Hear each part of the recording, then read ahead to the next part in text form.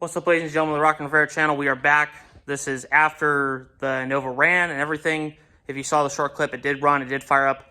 I wasn't able to get the 15 minutes it was running in there because the fact that the clip was only 60 seconds. So, yeah, but there's a lot of cussing and swearing in there just because of the fact that we were fighting so much wiring harness and so much clamp issues. So, main thing was we had to fight a clamp that wasn't sealing correctly to one of the hoses for the coolant, so that was leaking. And the ferrule stripped off. The ferrule is this little piece that goes into, see a little brass piece right there, if you can? That's the ferrule. That's for the oil pressure gauge. So that was leaking when we started up the first time, and it was like, not good. So that's all fixed now. It did run, you saw it run, and it ran 15 minutes, I can guarantee that. Matt and Alex were a great help yesterday, or a few days ago, and helped out with that. But now we have another issue, which is this. That's done, ladies and gentlemen. That is known as well done.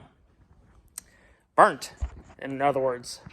So two of them got burned a little bit. So what I did was, the thing with the summit headers is, it's so close to the block. Sorry about the light. It's so close to the block that normal spark plug boots, or the Taylor spark plug boots, are so thick that they actually hit the headers and burn a little bit. That was the worst one out of the two that burned.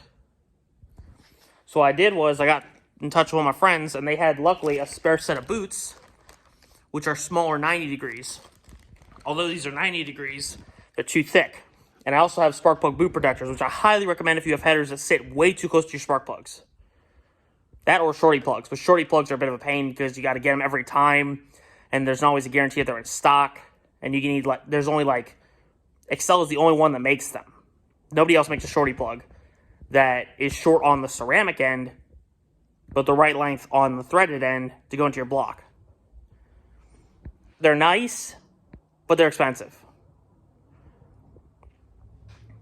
But the problem, that's the main problem, is they're expensive.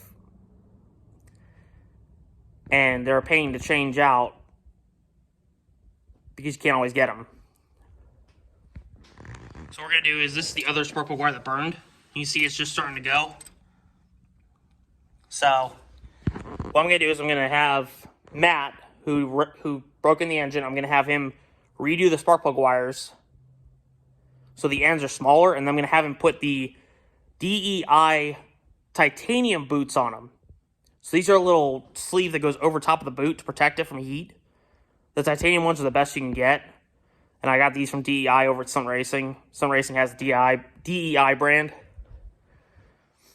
No, it doesn't stand for Dale Earnhardt Inc., unfortunately. It stands for Design Engineering Incorporated, I believe.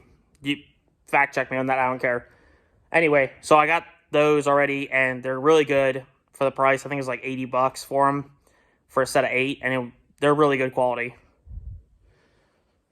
So I'm going to get the boots swapped out on the spark plug end for smaller ones. So then the boot, because the other problem was with the Taylor ends, those boots only fit over this part. It needs to cover the whole thing. So that's why I got the other spark plug boots for the spark plug ends. So there's that.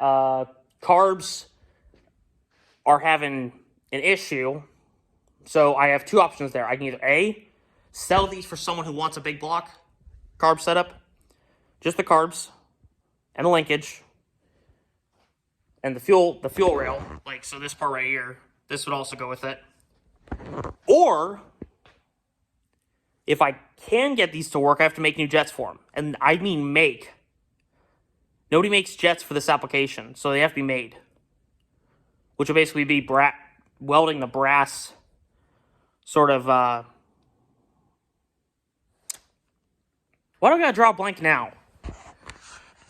Welding, like letting the brass, or brazing it shut, and then drilling a new hole through it. For the, not the bleed screws, but the other piece that goes into it that the meeting rod goes into. The jets. You gotta make new jets for them, basically. Finally, I found that out. Like, because my buddy was saying, who designed this dual carb setup for this application, he's like, yeah, I can make new jets for that if it's too much fuel. I'm like, is that expensive? And he's like, I'll do it for free. So the options are either I gotta take the carbs off, take them to him, and he'll make new jets for him. So then it bleeds it down enough. So it will be just enough fuel to get it running with this application. Switch them to mechanical secondaries or leave them as vacuum secondaries, I don't know yet. And then put them back on the car.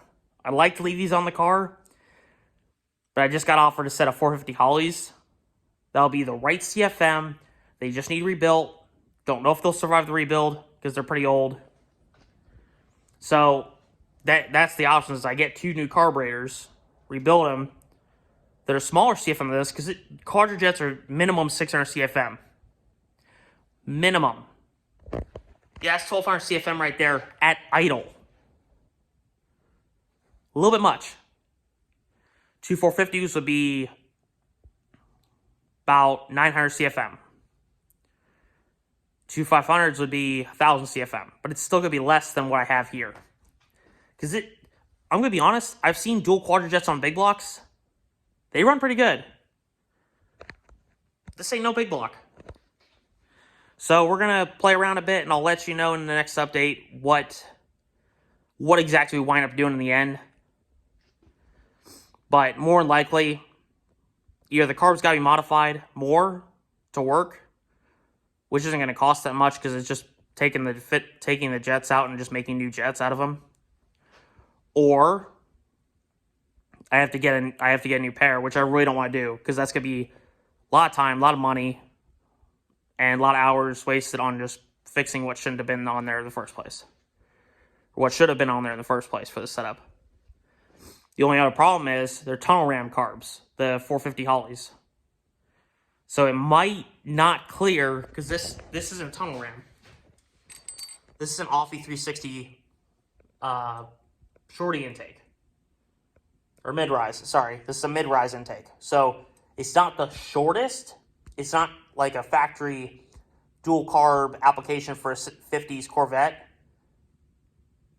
This is actually like higher than that, but it's not super tall like a tunnel ram. Hence why some people call it a mid-rise.